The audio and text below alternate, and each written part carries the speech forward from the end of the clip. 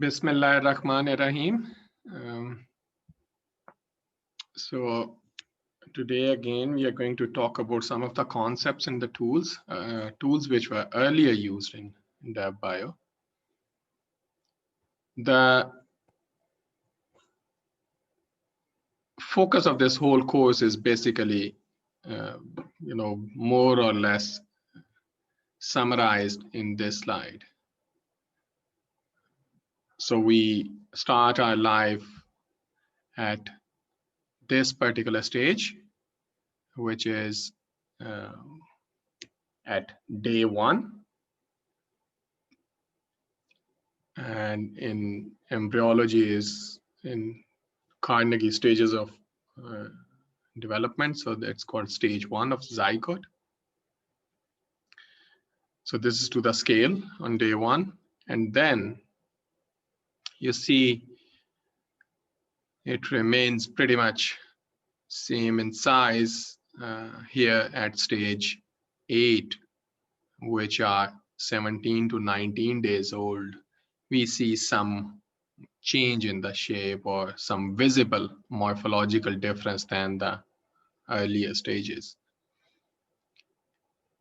And by day 23, 26, which is stage 11,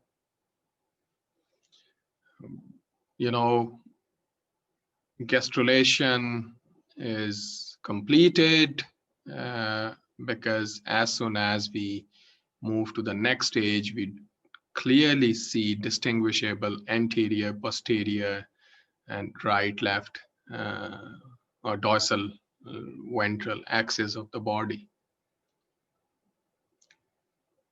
This is followed by, you can see the differentiation, different tissues, organs are visible, and eventually we see phase of growth. In this course, in this particular course, we are mostly dealing with these early developmental stages, up to, let's say, process of early differentiation. And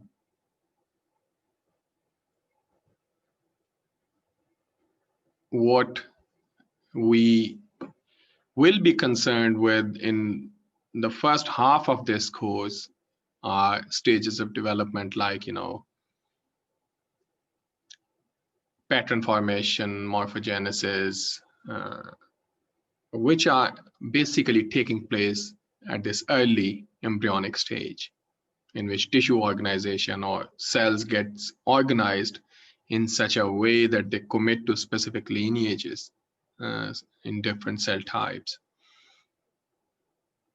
Now, the fundamental question which surprises us all is that we start our life from this single fertilized egg, which contains these 46 chromosomes. Now, all the progenitors of this cell, which are, product of mitosis, they all, so because we grow mitotically here, all this is mitotic divisions. All the cells, they contain same 46 chromosomes. And how these cells, they become different, and how these cells, they know that, we have to move to a specific location within an embryo. I have to make, facial part of the embryo. I have to make heart, liver, kidney. I have to be in the dorsal side or ventral side or anterior, posterior. All these are key developmental decisions which are based on key developmental genes, which are switched on or switched off at, in a very tightly regulated spatio-temporal regulation takes place, and then that results in such developmental changes in the embryo at precise developmental stage. That's how they could, distinguish or classify that, okay, this is stage 9, this is 11, this is 12. This is not only based on the morphological appearances, but these morphological appearances are basically due to the underlying changes in the gene expression, the genes which reside on these 46 chromosomes. So today we are going to look at some of the processes, key processes in the early development which takes place and which are crucial for our development all the way up to gastrulation phases and onwards. So the processes of development which define and which lead development in a normal embryo, they are basically cell division, pattern formation, morphogenesis, differentiation, and growth. These 5 processes, they lead the whole phase of development, whether you are a mouse embryo or human embryo, whichever living embryo in a multicellular organization you are.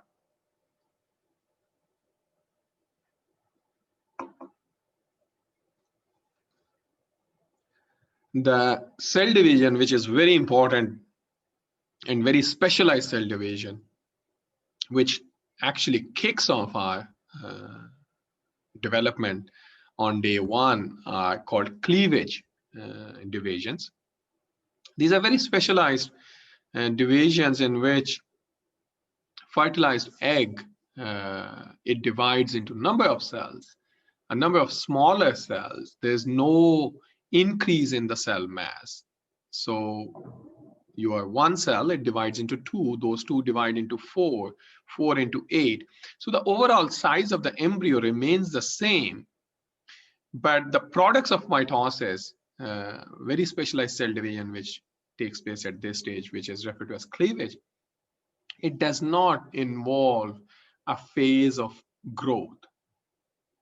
So DNA replication takes place, mitosis, cell divides into 2. Again, DNA replication takes place, mitosis, cell divides into 2.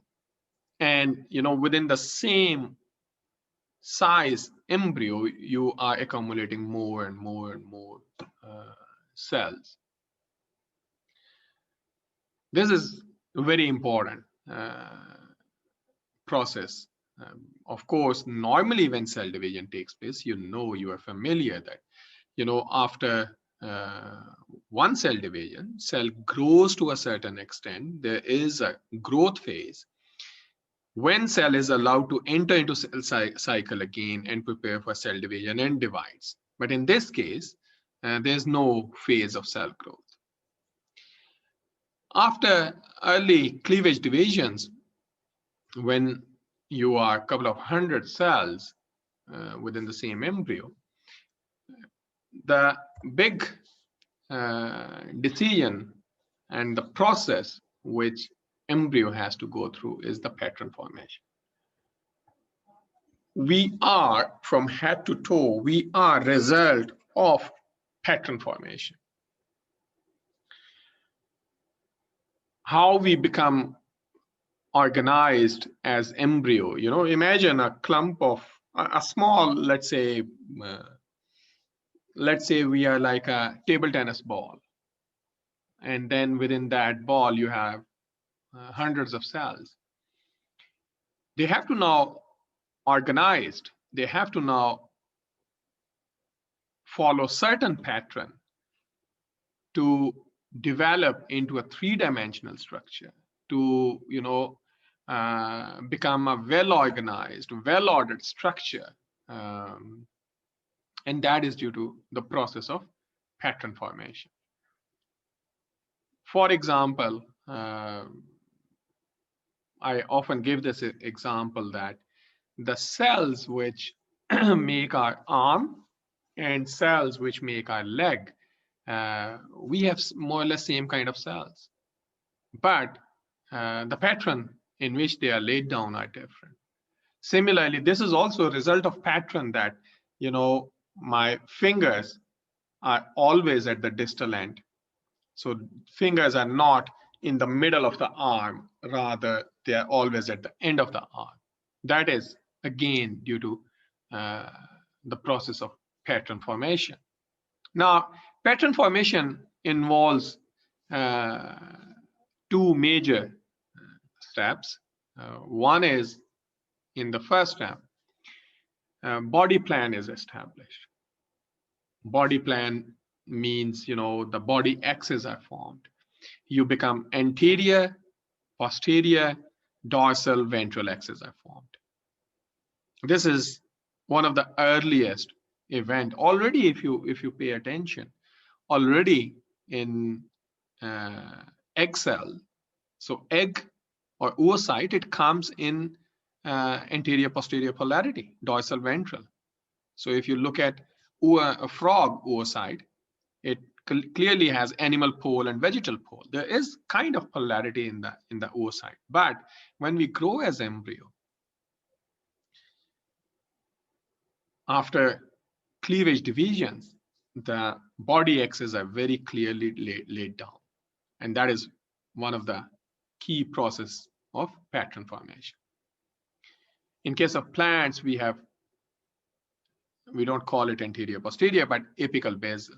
So the above ground part is apical, and then the bottom, which is in the soil, is the basal part.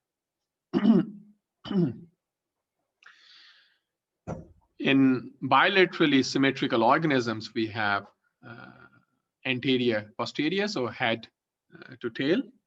Then we have dorsal ventral, so the region of the body which is towards head is dorsal, and the one which is away from head is ventral. And then we have also left-right symmetry as well, left-right body axis as well. So this is showing you anterior, posterior, dorsal, ventral, and then right-left body axis. As I already told you, the oocytes, they come in distinct polarity. I talked about animal and vegetal poles in frog embryo. Now, it may surprise you that when a living organism grows, it's not only general body axis, anterior, posterior, and dorsal ventral axes are formed, but within the growing cells, the cells which are dividing and keep dividing mitotically, these cells also become dorsal ventral. So a single cell, their polarity is also established. And a very good example, simple to observe, is if you look at Drosophila thorax, there are certain hair-like structures. And they always point towards the posterior side. And the cells from which they originate, they have such distinct polarity. So it's not only the body axis or body plan which largely defines us, the anterior side, the posterior, and then the dorsal and the ventral, and left-right. But cells also attain distinct polarity. Then the other thing was, if you have paid attention, pattern formation involves two things. One is the body plan, which we just talked about, and then the second is the germ layers. And remember, they are not different. They're not, that first body plan will be established and then the germ layers. They are very well synchronized, or everything is going together. And in case of germ layer allocation,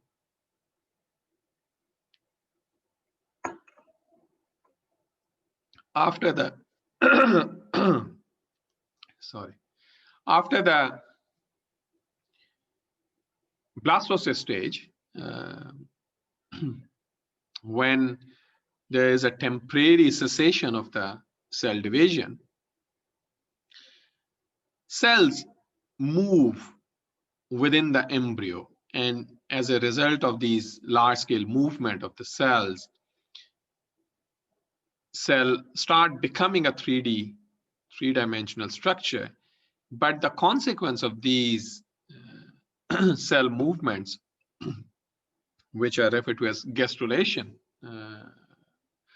phase of the embryonic development, there are three distinct layers of cells.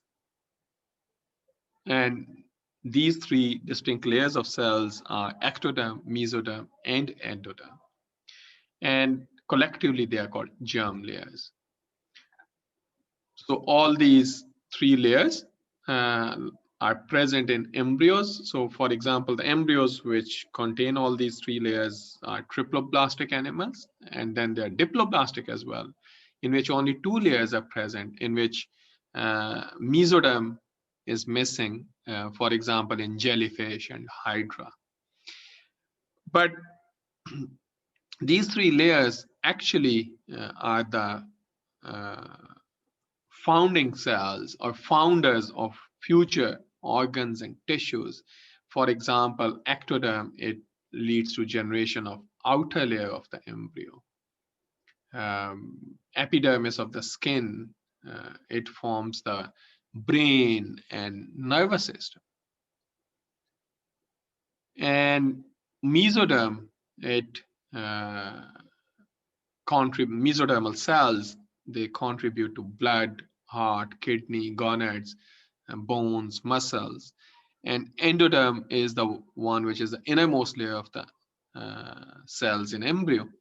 And it forms epithelium of digestive tube as well as the associate organs. Yeah, Friha?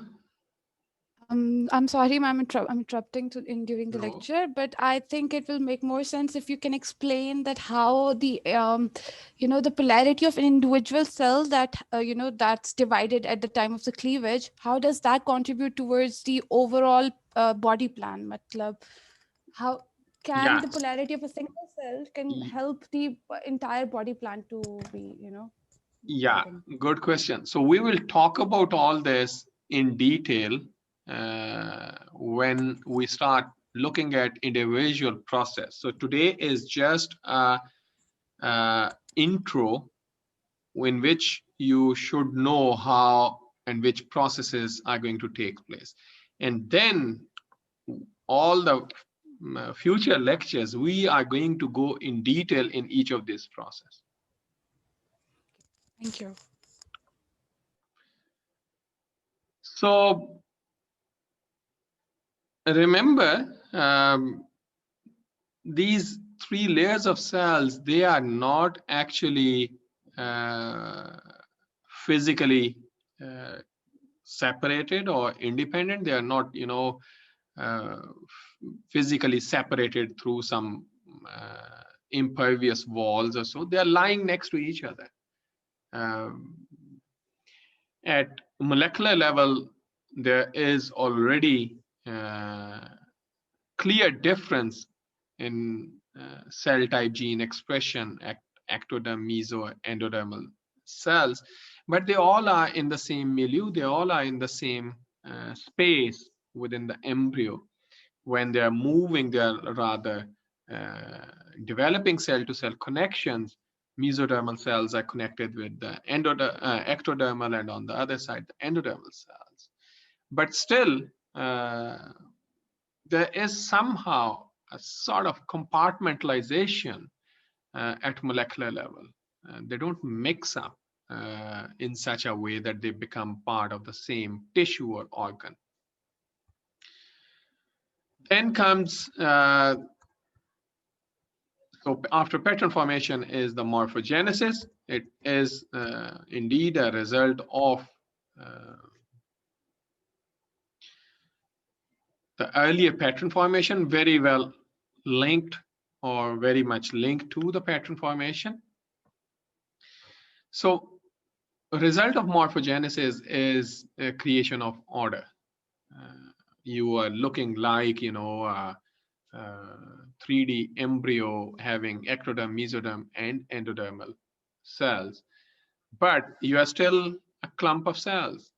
So as a result of morphogenesis, cells are no more randomly present in an embryonic space, but they become highly organized, and they start contributing to intricate tissues and organs.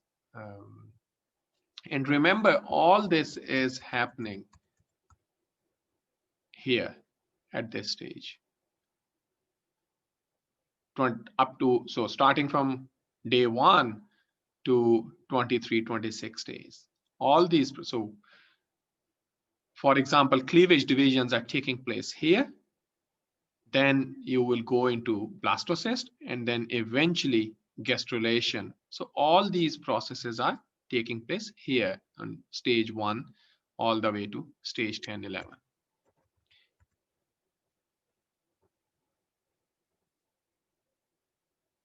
So again, as I said, morphogenesis and pattern formation are linked.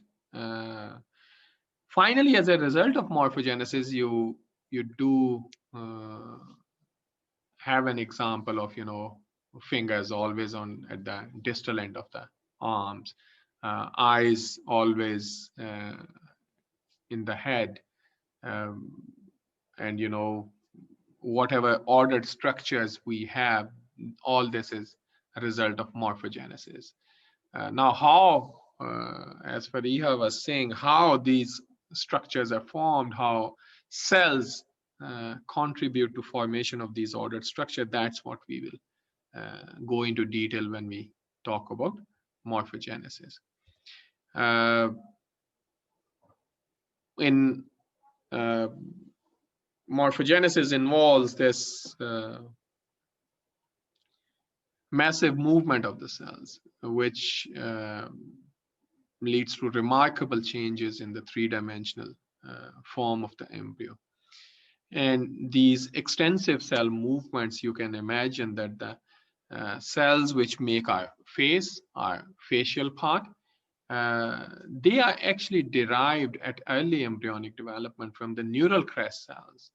And these neural crest cells, if you look at the early embryonic development at this stage, you will see these cells are actually present. These neural crest cells are pretty much present at the back of the embryo.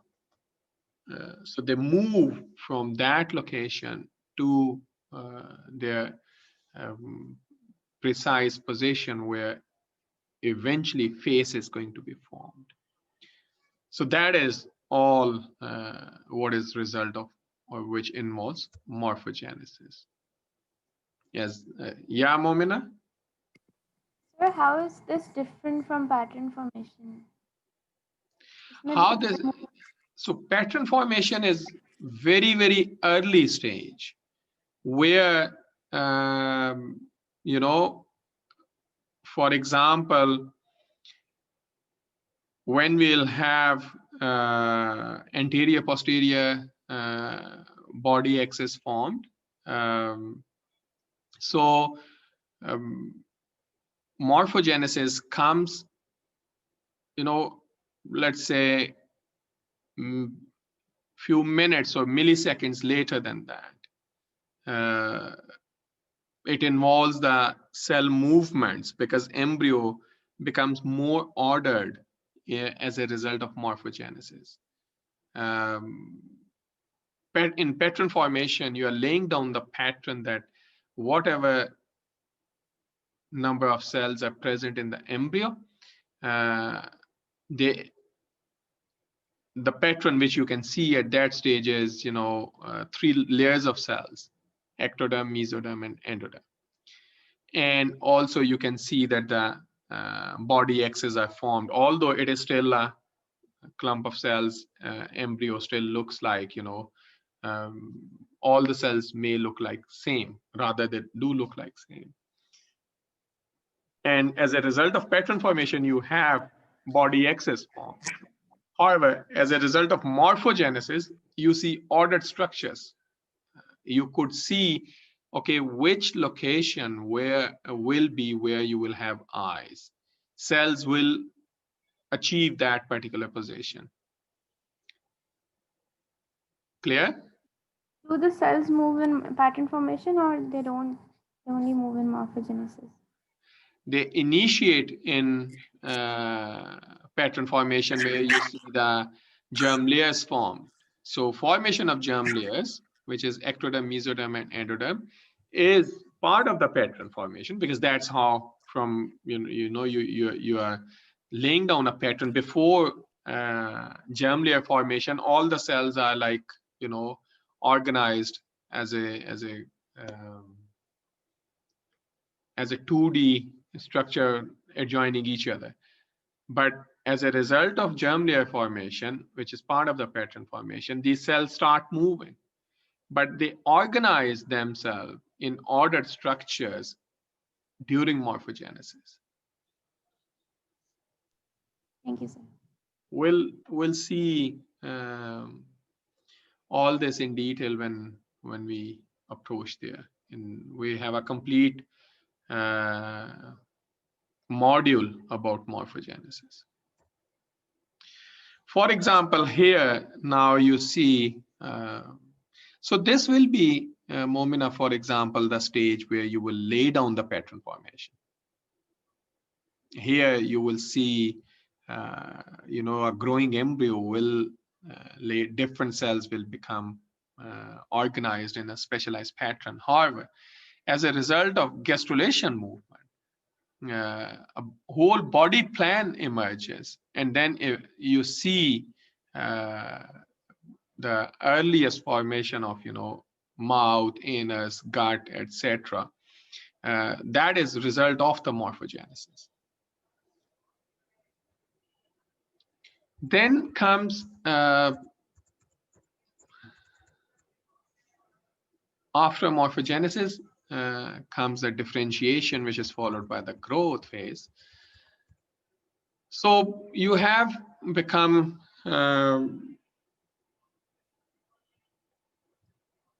different.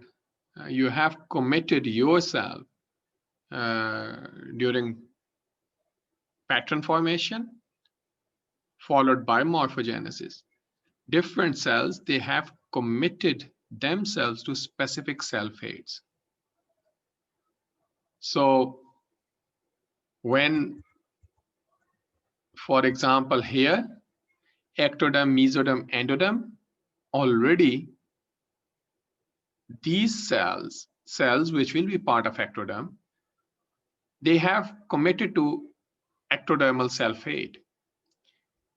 Now, since ectoderm is going to contribute to a number of different cell types, these cells, they further, through the process of morphogenesis, they start committing to different cell types they are going to make.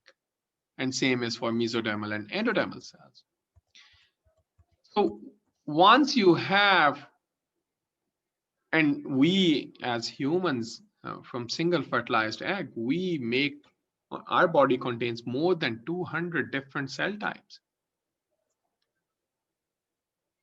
And all this is clearly defined when we say at the time of morphogenesis, ordered structures, the foundation of ordered structures is laid down.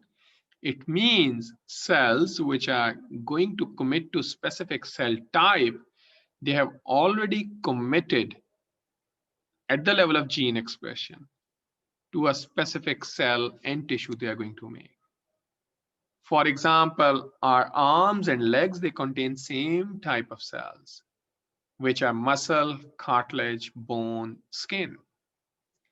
But the pattern in which they are organized, that is different in arms and legs. So commitment of cells to specific fate, it is very tightly linked with the pattern formation.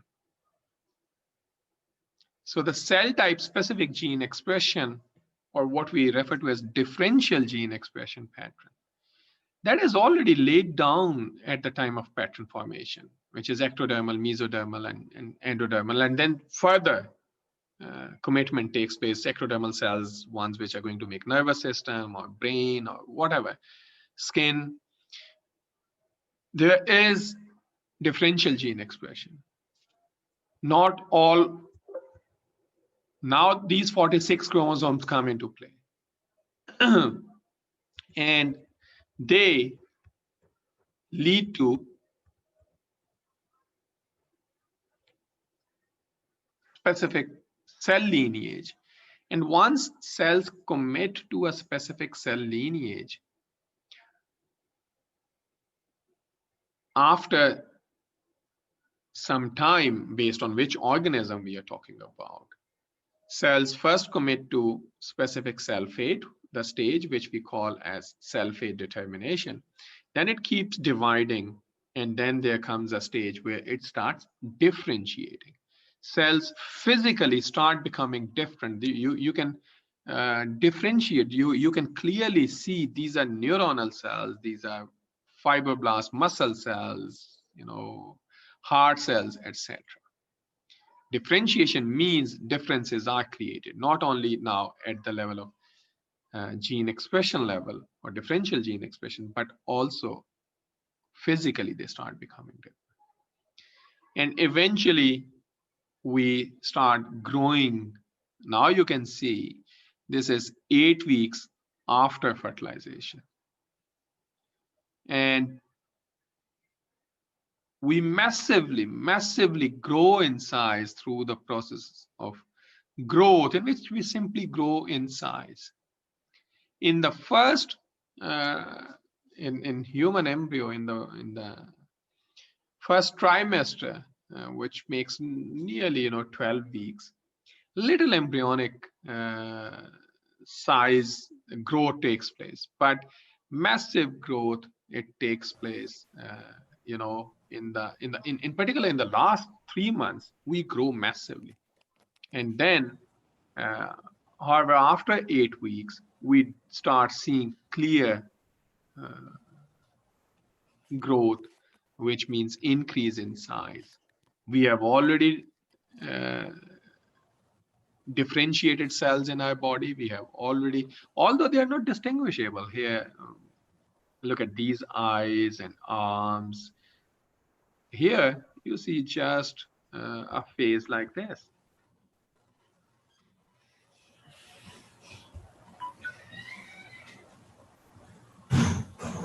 So by this stage, we already have the morphogenesis. So pattern formation takes place here, and then at blastocyst, when they move into the gastrulation phase, 3 different germ layers are formed. Along with pattern formation, we start seeing clearly ordered organization of cells within the space of the embryo. And eventually these cells, they start differentiating into different cell lineages. And if those cell lineages then start contributing to different tissues and organs. And eventually we do see some, founding organs or foundation of organs here laid down. Very clearly we can see where our arms are going to be, where our legs are going to be, and where our head and face is going to be.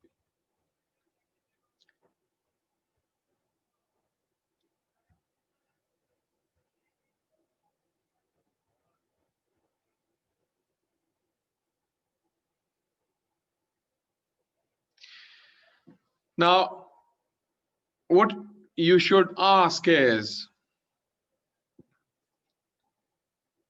how,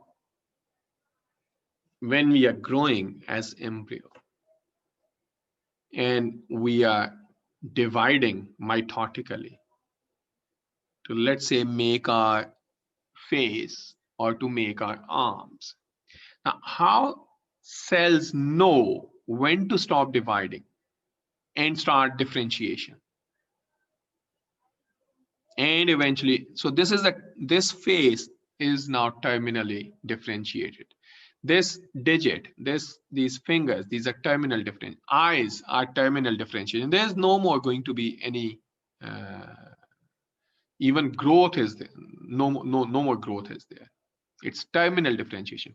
Before terminal differentiation, when cells start differentiating, you know, the earliest form of eye, somewhere here they start, okay, or even earlier than this, or heart formation starts, or kidney formation starts. But let's stick to face and arms. How cells know that we have divided enough number of times, and the number of cells which are there, they are enough to make face or fully grown arm. We don't need to divide anymore. Nobody knows. We don't know the answer to this fundamental question. Because what we have calculated that if there is one more cell division in our face, just one more cell division in all the cells which we have in our face will touch the floor. And if there is one more cell division in all the cells which make our arms will touch the floor. So how cells know that there is time, I have to stop dividing, start differentiating, and enter the growth phase? All these are very, very tightly regulated processes. Development of living organisms, whether you are invertebrate, a vertebrate, or a plant, it's a very precisely engineered process. It's not a result of, you know, random engineering or random processes. You know, of course, within cells, many processes we know there are stochastic processes or stochastic nature of a particular process may be involved in gene expression or, you know, some signaling, etc. But the developmental toolkit, which results in a normal organism, it's very precise. Now, how are these processes? They are directed. For example, imagine this is very early stage embryo. Somewhere, let me go if I have a drawing. No. For example, this is still early stage embryo, and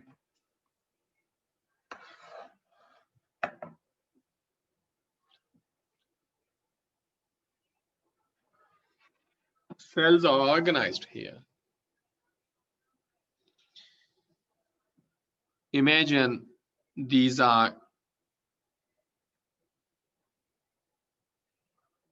the whole embryo contains cells like this.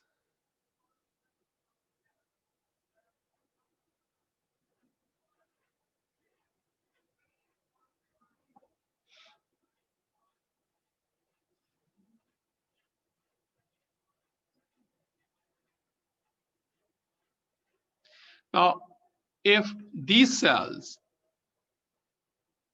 have to move, so this is the overall picture. If I draw now a simplified form in which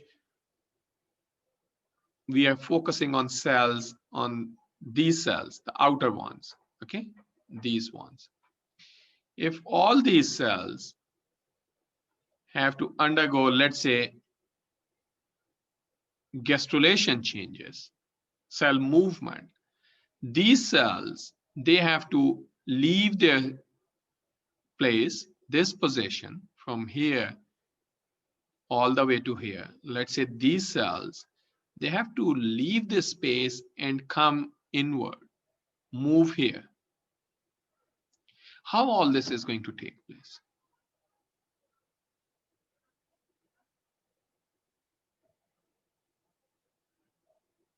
There are physical forces involved here. There is literally the principles of physics are being applied here. There is force being exerted. And how these physical forces are generated, they are generated not from outside, but from within the cell. The processes are generated in which, so each cell, each cell, it contains skeleton, cytoskeleton. Just like our body contains skeleton, which is bone and muscles, within cell we have actin, microtubules, etc. And what happens that actins, they are used by the cell, and they, from here, the actin cytoskeleton, it will induce changes in the cell shape, and cell shape may become like this, or cell shape may become like a rectangle from a square, or from a rectangle to almost not a perfect triangle, but like a triangle. The constriction of cell shape is due to the actin cytoskeleton, okay? In these physical forces, the whole physics is involved here. Mechanics is involved here.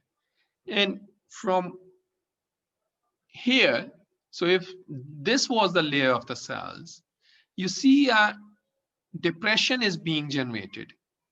And this depression is due to onset of change in the cell shape.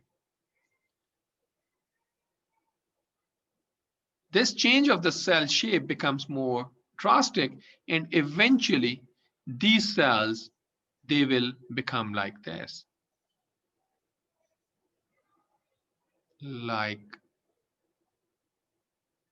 Eventually they will be like this. And the next phase will be in which all this will be clipped away, and those 4 cells may become here. They keep dividing, and they may become tube-like structure. They form tube-like structure, for example, like this. Initially, they were like few cells. They attain a very special pattern of cell division in which all the cell division results in such a pattern that there is a tube-like structure formed. A lumen is left inside, hollow, like this. And then, let's say, your vein or gut is formed, etc. So, how all this is attained? That is attained due to the changing pattern of gene activity and cell signaling. Remember, so in the earlier few lectures, it will be more pronounced or more clear. Whenever you are going to, so the best way to learn development is you first look at morphology. You first look at changes in morphology of cell or tissue or organ or embryo. And then you look at changes at cell biological level.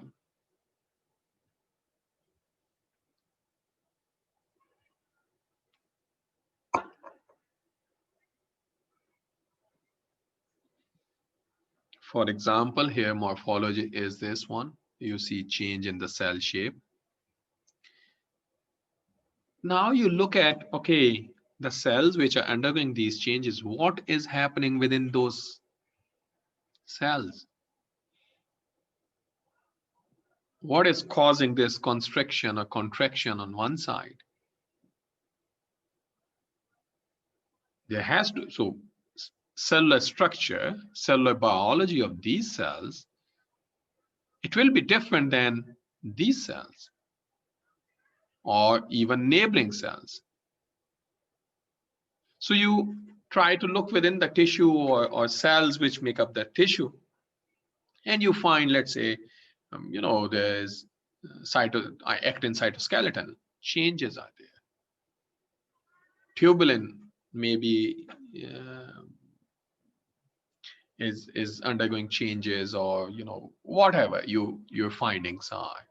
And then the third will be, so you go morphology, for example, here, or in older anatomy, if you are looking at whole size embryo. But remember, in development, we are mostly, many times in 21st century, we are taking, let's say, I'm just studying eye. Another one is just looking at liver as a model system, not the complete embryo. So there we'll look at morphology maybe, or big changes. And then you go at cellular level and look at cell biological changes. And eventually you have to correlate. So what induces, what is the cause of these changes? And then you'll go molecular.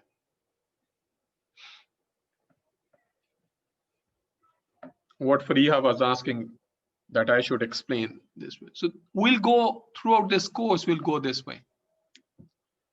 We'll look at morphological structure, in which we are, for example, we are looking at the intestine, the gut, or blood formation. We'll look at different cell types, platelets, RBCs, WBCs.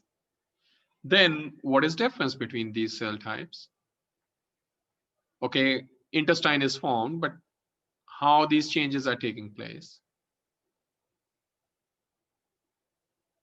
You look at cellular level, and then you correlate those cellular level changes with the molecular level changes at the level of gene expression and cell signaling. In 21st century, if you are able to correlate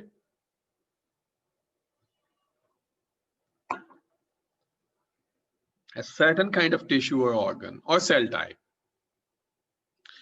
with key developmental gene expression associated with cell signaling, this is big thing.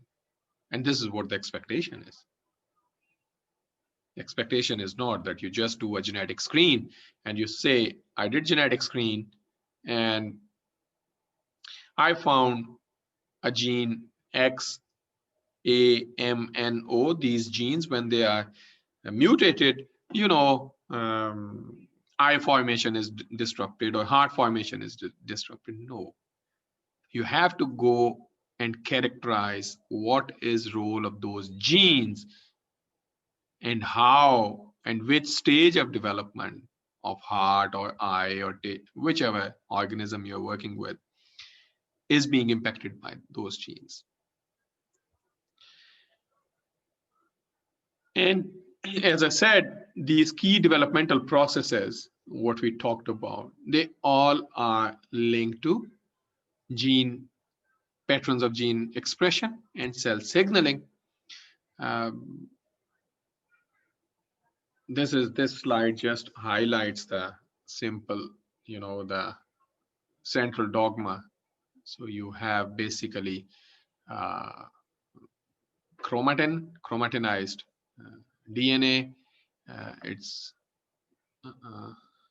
what went wrong?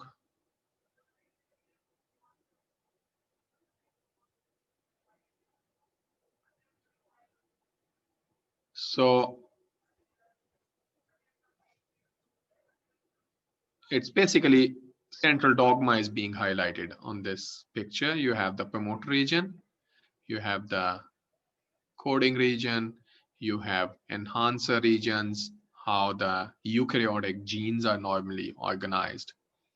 And these enhancers may be tissue specific enhancers, which means they are active. They enable gene activity or gene expression of this particular gene only in, let's say, eye cells, and this gene is off in all the other body parts. Messenger RNA is synthesized, it undergoes splicing, and then it's moved to cytoplasm where protein is formed, and the proteins undergo post-translational modifications. And you have then the certain function performed by a specific protein. Example is, for example, you have hemoglobin. It's only present in red blood cells, and that enables red blood cells to transport oxygen. But this is not present in other cells. Similarly, actin, myosin, they are in skeletal muscles, which contract, and these muscular proteins are cell type specific for muscles. Now, all these changes I told you, you have to characterize at the molecular level. And at the molecular level, the molecular toolkit for development is basically cell type specific gene expression pattern. Specific gene expression in a certain cell lineage that determines the behavior and properties of a specific cell type. And that eventually leads to formation of very specialized organ. Remember, development involves not only pattern formation is the earliest stage, but eventually the key objective of development is to produce specialized cell types in a multicellular organism. Specialized cell types, for example, the ones which can transport oxygen in humans, the ones which can help move the muscles, cells which can help you, look, breathe. You have more than 200 different cell types, and each cell type is very, very specialized cell type.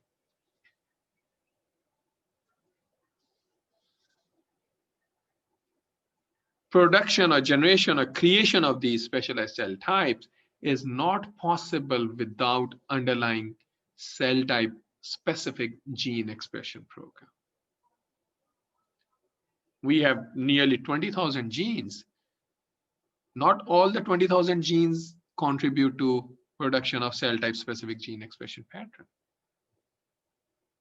100 genes are considered to be key developmental genes. If one of those 100 genes is mutant, we are either dead or we accumulate severe morphological defects. It doesn't mean the rest of the 19,900 something genes are not important. They are very important. 70% of the genes are housekeeping genes. They are active in throughout the body, all the cell types, to maintain homeostasis and to maintain the life of the cell. But the genes which contribute to specialized status of a cell are few but very critical.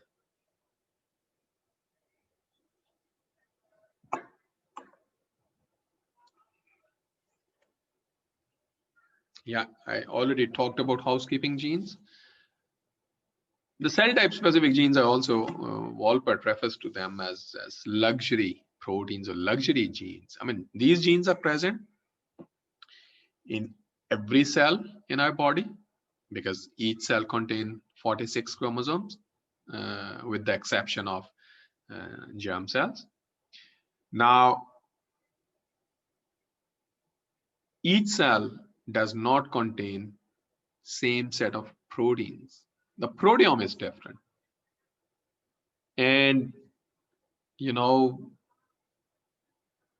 this distinction of proteome between different cell types, that's what he refers to as luxury proteins. Eyes will have eye-specific proteins, which will make lens and cornea and retinal structures. Heart will have heart-specific muscles, heart-specific neurons. You know, lungs will have their own specialized cells due to luxury proteins. In Drosophila, the last 100 years have taught us that 60 genes, they are key developmental genes which contribute to pattern formation when segmental body pattern emerges. Any one of them forgets its function or is disrupted, the whole body pattern is disrupted, segmentation is destroyed, and you see severe morphological phenotype. Fly has more than 15,000 genes.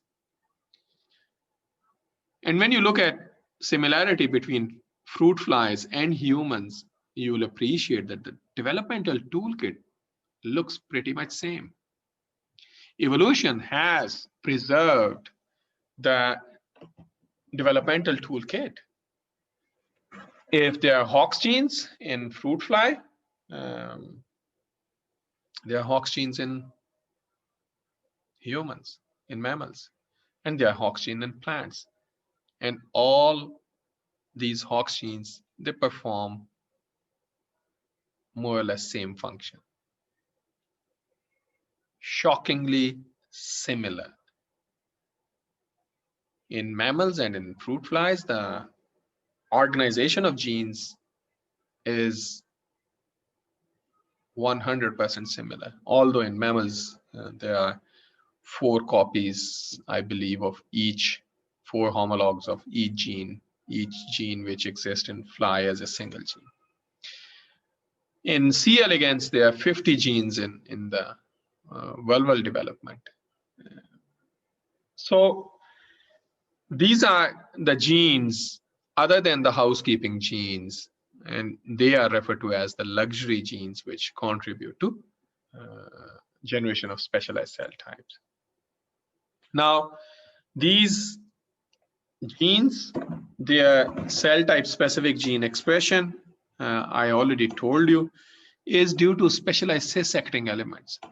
Each gene has promoter and then the coding region.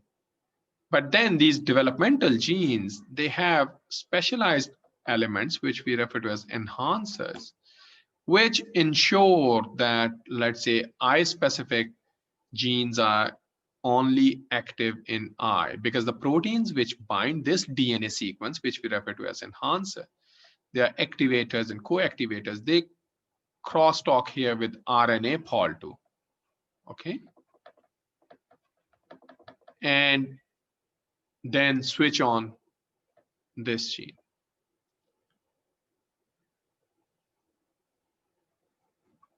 It's not only switching on this particular gene, then the gene network and the protein network is very complex. You know, they ensure that an eye-specific gene is only active in eyes. Gut-specific gene, which contributes to development of our gut, is only active here and not in brain, not in eyes, not in heart, because that will disrupt those organs. So there are feed-forward feedback loops, auto feedback loops as well. Did you go back and so what is time? I have to take a break.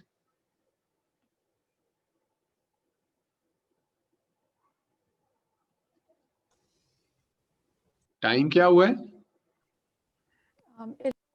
8. Pardon? Yeah, let's take a short break, 10 minutes, and then we come back. आप में से कितनों ने देखा है मैंने आपको seminars कहे थे देखने को. Helge Grossens and the other one I think I asked you was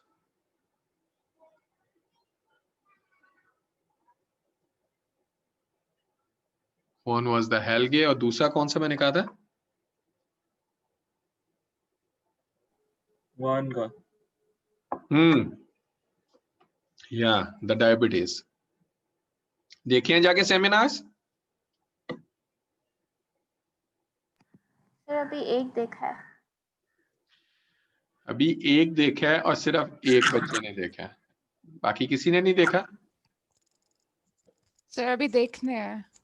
sir Possibly diabetes आज. वाला. सर डायबिटीज वाला देखा था. That was interesting. Yeah, so you may have to watch each seminar couple of times to get the gist of the seminar and to get an understanding. But since this is just the beginning of the semester, try to use this time. Other courses are not going as fast. I mean, it's just introductory week. Try to use this time and watch those seminars. And I also did not see you in the seminar yesterday by Tony Hunter. I asked you all in the last lecture that each one of you make it a point that you don't miss the seminar. Huh? Otherwise, development is just stories. What I am teaching you, these are just facts.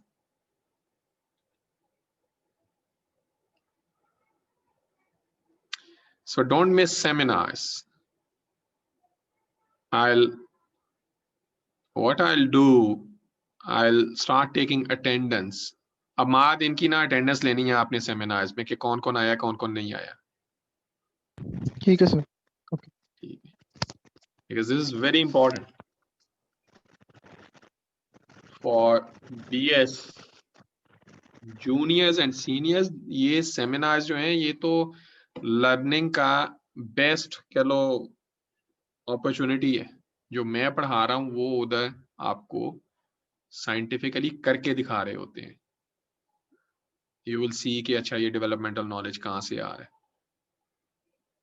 I think we have next week we have Mitzi Kuroda, I think. Abdullah, am I right? It's on 4th of February? First. 1st of February. Good. Chale, let's meet in 10 minutes. So don't miss seminars.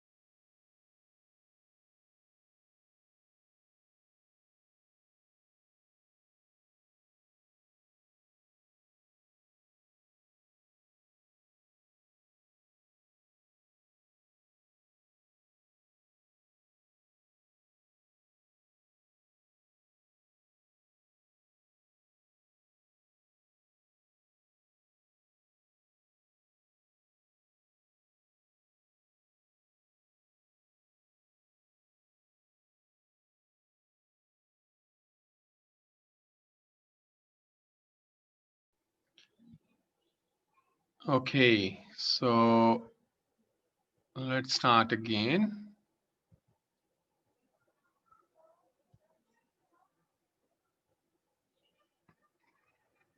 Are you all there?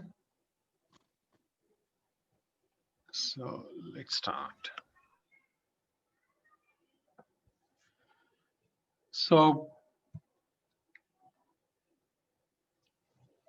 let's talk about the self-fate determination which takes place. Can you all see my screen? Yes, sir. Yeah. So self-fate determination is basically a process which involves, stable changes in the gene expression program, which is the initial step in the process of self-fate determination. They commit to different cells. They commit to specific fates, and this is a gradual process, I would say.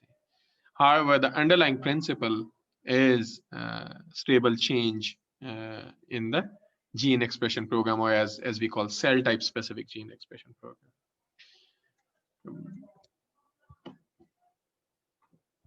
There is also a word called specification of cell fates.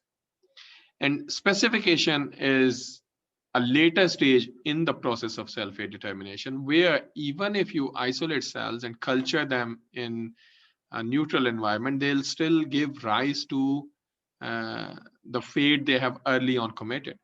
So it is more or less like a irreversible stage in which the cell fate cannot be reversed anymore. At the early stage where you have they commit to cell fate determination, there are still chances that if you place them in an environment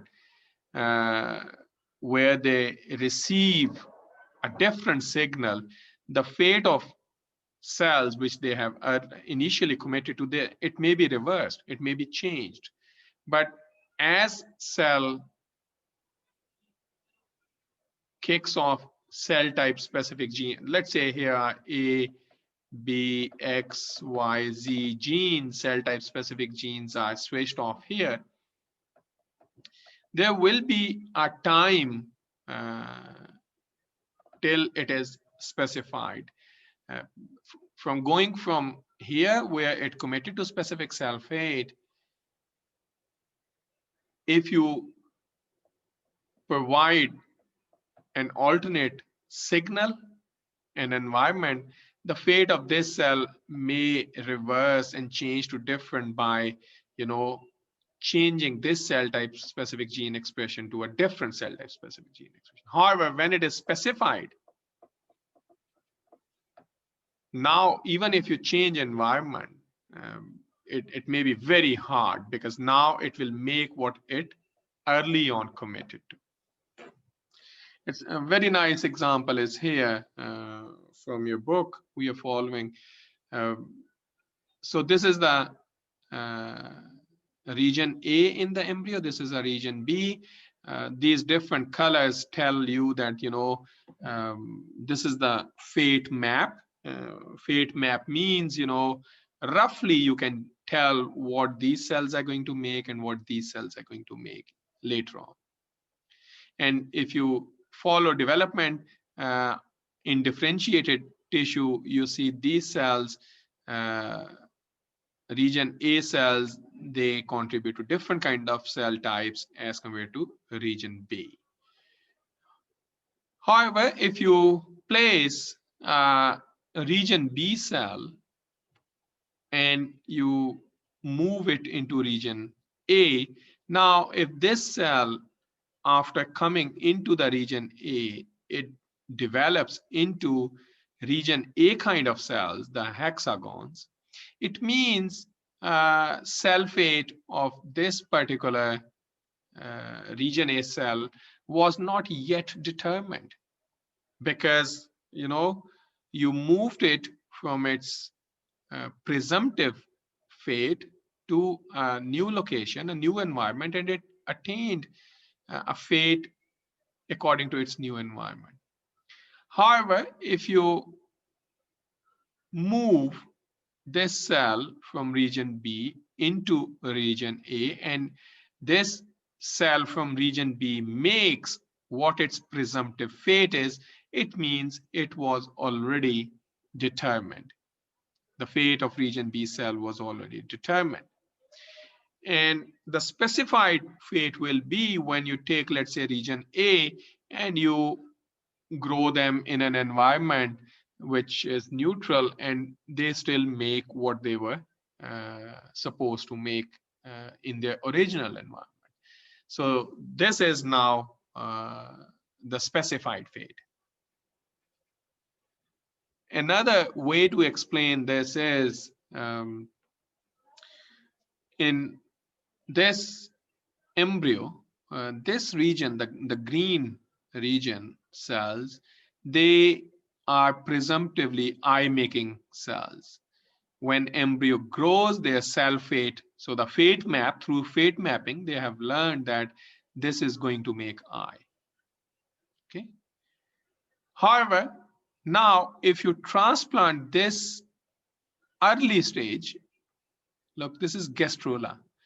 You transplant this presumptive eye cells into a late stage embryo. This is the neurola stage,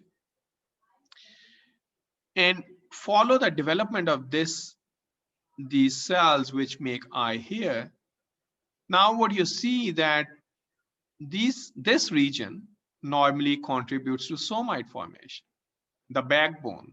Okay, and these cells which were originally their fate map is eye, they did not make eye, they make somites, which actually this region makes. So it means the cell fate of these green cells, it was not yet determined. However, if you take a late stage embryo, this one for example, and you take same late stage region, which was originally this one, which is supposed to make eye later on, now transplant in the same stage neurola, it made eye-like structure. It means now the eye fate of these cells was already determined. Now, even if you moved it in a new environment, which makes the somites, the backbone, it could not convert the fate of eye cells into somites. It means the cell fate determination is a gradual process, but very tightly regulated in a spatio-temporal manner, in space and in time. In development, there will be a terminology used, spatio-temporal, TEM, which means in space and time. Although here the space tells, the cell fate map tells us this is going to make eye, but it made somite. Same cells made eye because the time has passed its late stage of development. The gene activity, cell type specific gene expression pattern for eye fate has kicked off, and now the new environment could not reverse it. Is it clear? Are you all there? Yes, sir. Yes, sir. So last time we talked about mosaic and regulative development, and I mentioned Hans Driesch experiment in which he, at 2-cell stage sea urchin embryo, he killed one of the cell, and what he discovered that the other cell which was still alive, it could develop into a whole embryo, and that led to concept of regulative development, that cell fates are not determined at 2-cell stage in sea urchin yet. And even if one of the cell is dead, there is still some compensatory mechanism in which the other cell eventually developed a whole embryo. However, in contrast to regulative development, we also looked at, and in case of regulative development, we also looked at Spearman organizer. You remember Spearman's experiments? In contrast to regulative development, we did talk about mosaic development, in which self-rate determination takes place early on during development. And we in this example, we in case of mosaic, we used a hot needle. It was an experiment by Willem Rox, I believe, and he killed one of the two cells in frog oocyte, which developed, the other two developed into a abnormal embryo, or which showed that each cell was already, the fate of each cell was already determined, and the factors which were present in one of the cells which we killed, they could not be compensated by the other cell. So it means self-rate determination in case of regulative mechanism takes place much more early. Both the mechanisms in different species are present. However, what is very important to understand is that cell-to-cell interaction, and that takes place through cell signaling. That is absolutely essential for development in embryos which follow regulative development. We kill one of the two sea urchin cells, and there was a communication going on in the two cells, and the one cell learned that I have lost the other partner and I have to compensate for the lost cells. It does not mean that mosaic cells do not, a mosaic developmental pattern does not involve cell-cell interaction and communication. Cell-cell interaction and communication is key process during our development, which will be discussed throughout this course again and again. Rather, our next two lectures are about cell signaling. We'll look at eye formation and retina formation, lens formation in the context of cell signaling, so that you appreciate and also your cell signaling concepts will be revised. So how self-rate determination involves cell signaling? What kind of cell signals are crucial for self-rate determination or during the process of development? These are inductive signals, and Spearman organizer, the example which we discussed, that actually showed us that there is signaling going on. You remember there were the dorsal lip of the blastopore, the cells he was taking from here and then transplanting. These cells were able to support development of a complete embryo. It means these cells, when they were grafted to new region, they were communicating with the new region, new environment. And there are those inductive signals. And these signals, they can be highly localized. Highly localized means one cell communicate to the immediate cell, one-to-one. And this kind of signaling takes place in very well-known example is in fruit flies. We will talk about this in great detail during the eye development, where R7 and R8, just two cells, highly localized communication takes place. And then there is also the other one is propagated signal, in which signal from one cell can impact many cells. Okay. Now, these inducing signals, they can generate different kind of responses. And these responsive can be classified as permissive response or instructive. So in case of permissive, for example, there will be one definite response. So there is a signal A coming, and in response to signal A, the response will be B. Okay, A induces B, one response. In case of instructive, single signal can lead to multiple different responses. A and response can be C, E, F, G, H. Okay, and we are soon going to see what these types of inductions are, permissive or instructive. So what kind of signals are there? How these signals are processed? There are three main signals, three main ways. For example, we talked about cell-to-cell communication. So one cell is sending signal to other. There are signals which are simply diffusible signals, and we call them, these diffusible signals are called paracrine signal. Paracrine factors or signals, paracrine signaling. What they do, they are released from one cell, they diffuse, and then receptor on the other cell that receive that signal, and then you specific response from the cell which received this signal is generated. The other kind of inducing signal is basically as a result of direct contact. So you have signal coming from one cell, and then that is perceived by a receptor on the other cell. In this case, you have to have a direct contact between the two cells.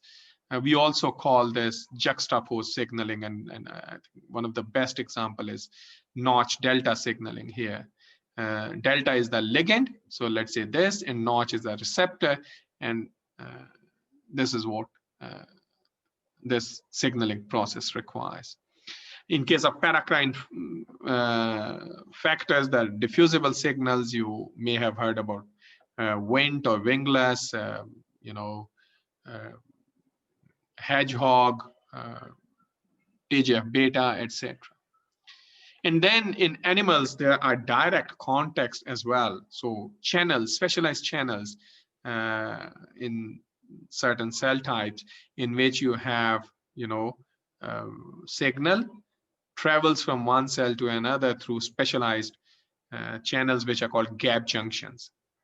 In plant cells, the gap junctions are not present, but specialized channels in plants which enable such kind of signaling are called plasmodesmata. In case of animals, they are called gap junctions. Now,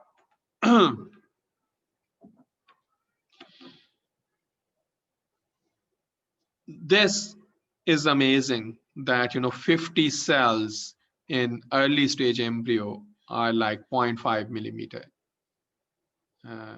embryonic size, and all these signals, all this is happening there just in 50 cells. This starts, this kicks off.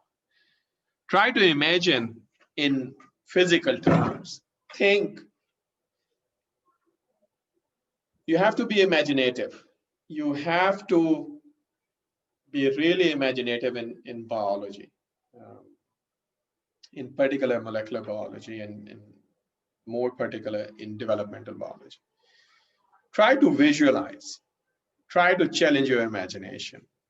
In a 0.5 millimeter dia, you have nearly, that's equivalent to 50 cells diameter. And all these processes are taking place.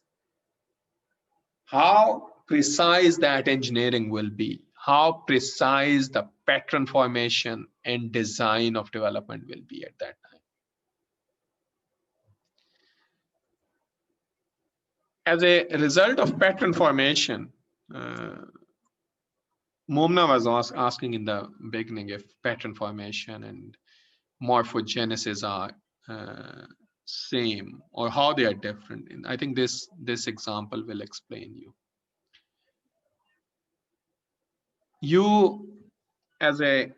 I try to draw it here, for example. Fruit fly embryo is like this. And this fruit fly embryo its development. We will learn this in detail in a couple of lectures from now. You know, after early divisions, after fertilization, before gastrulation, this is important. Immediately after fertilization, when cells start dividing, this is a late stage I drew. Let's say here, few cells. Okay, immediately after 8, 10, whatever. Immediately after fertilization, there are certain messenger RNAs which mother deposits in embryo when it's in the eggs when it lays. Immediately after fertilization, the messenger RNAs are translated, and the product of these messenger RNAs, which are proteins now, these proteins, they start diffusing, because fruit fly embryo is one big cytoplasm and these are just nuclei until certain stage. Now, these morphogen gradients, which are basically proteins, chemicals, you know, their concentration, it varies because this is the source. This place is the source where these messenger RNAs were translation taking place. Now, they diffuse like this. Sorry, they diffuse high concentration here and low on the far end, freely diffusing.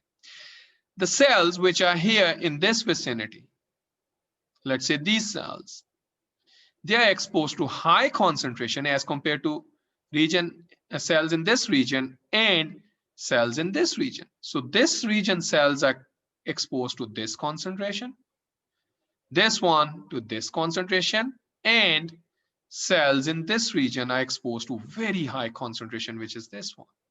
It's drawn here. Okay, these cells, this one, these cells, this concentration, and the far end cells, least concentration. Now, these chemicals, which are here basically in fruit fly, these are proteins, bicoid, hunchback, etc.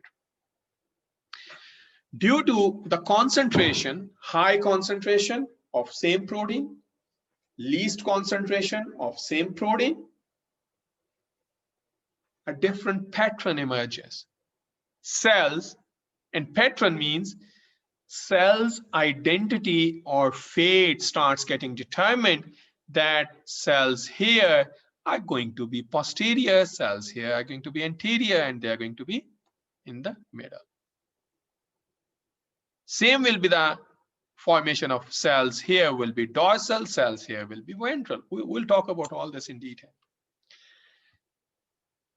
Before the presence of these morphogens, look, they were all same cells. They started journey here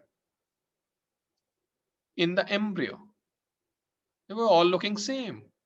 As soon as they start getting exposed to different concentrations of these morphogens, a pattern is being laid down, and we call this French flag model. You can lay down French flag within the fruit fly embryo, based on the concentration of these morphogens. Cells in the middle, which were exposed to relatively low concentration, attained white identity. Cells exposed to highest concentration, blue identity, and cells least concentration, red identity, and you become a French flag. You can lay down pattern. Look, this is the pattern is being laid down. They haven't yet started moving. It's before gastrulation. It's before morphogenesis. The earliest challenge for embryo is to precisely lay down the pattern. Although pattern formation and morphogenesis are very tightly linked, but body access formation and this kind of pattern formation is very crucial. Acquisition, this is the acquisition, and then is the interpretation. Interpretation is, I would say, it requires deep down stable changes in gene expression, which are induced due to these morphogens. Morphogens are basically inducing cell type specific gene expression pattern. They are kicking off early gene expression patterns, which are crucial for cell fate determination a couple of stages from now.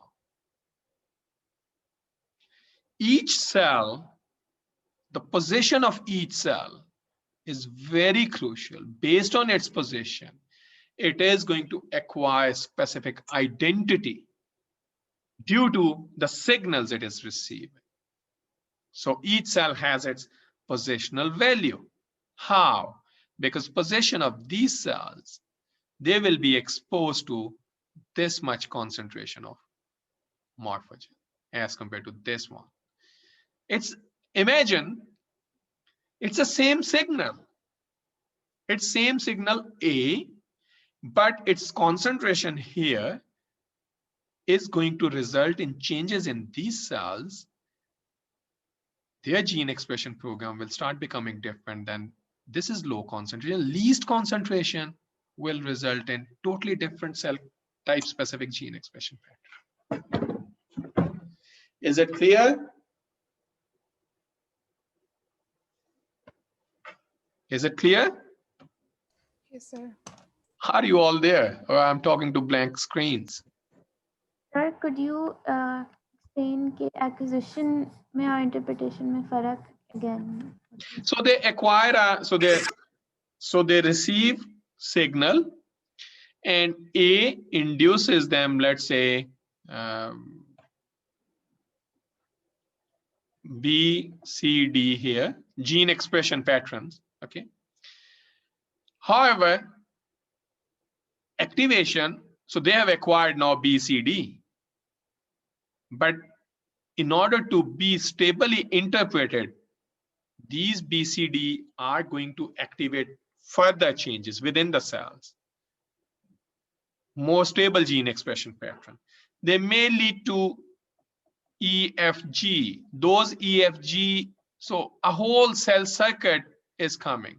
So the interpretation of early on signals will take some time. Clear? Yes, sir. Thank you. In development, there are also, what is time now? It's 11:52. Sorry? 11:52. 11:52? Yes, sir. Okay, so just last few minutes. Development also involves very, very specialized cell divisions. And in some organisms, they are visible early on. And this is asymmetrical cell division. Asymmetrical cell division, and this is basically these phenomenon, lateral inhibition, asymmetrical cell division. They're also part of the developmental toolkit. So in asymmetrical cell division, what happens, the cytoplasm, the contents of cytoplasm, they are asymmetrically divided when cell undergoes cell division. And you see now the two cells become different. One retain specialized cytoplasmic content, and these content means some morphogen, some signaling molecules, some proteins, and these are basically cytoplasm contains proteins, okay, or lipids, whatever. Now, based on, so its fate is a bit different than this, because this will induce different changes, cell type specific gene expression as compared to this one. This one is lacking this signal. Now, every time asymmetrical cell division takes place, you see you have one cell will become this one, the other is this one. One this kind, the other this kind. Eventually you have, and this you can imagine this one as stem cell. So stem cells maintain their own pool and then eventually lead to specialized differentiated state. Lateral inhibition is another process in which once cells are dividing, these cells, they send signal and they tell certain they communicate with cells in a certain diameter that you don't attain this identity which I have attained, or don't divide in this vicinity. And this lateral inhibition results in a very specialized pattern. And if you look at, even hair cells on your skin or in fly, thorax is, again, I would say, you will see one hair here, the other there, and then there, like this. So this is due to lateral inhibition as well. The bristles or denticle belts in flies also are due to such phenomenon. Also the fly eye, which contains these, ommatidia. So fly eye is a compound eye. Each ommatidia is an independent eye, which together makes a compound eye. So, and if you look at fly ommatidia, it's like a very regular structure, and that is due to this lateral inhibition. The next one is only developed at a certain distance, and we'll talk about all this eye formation as well in flies. So with that, it's end of today's lecture.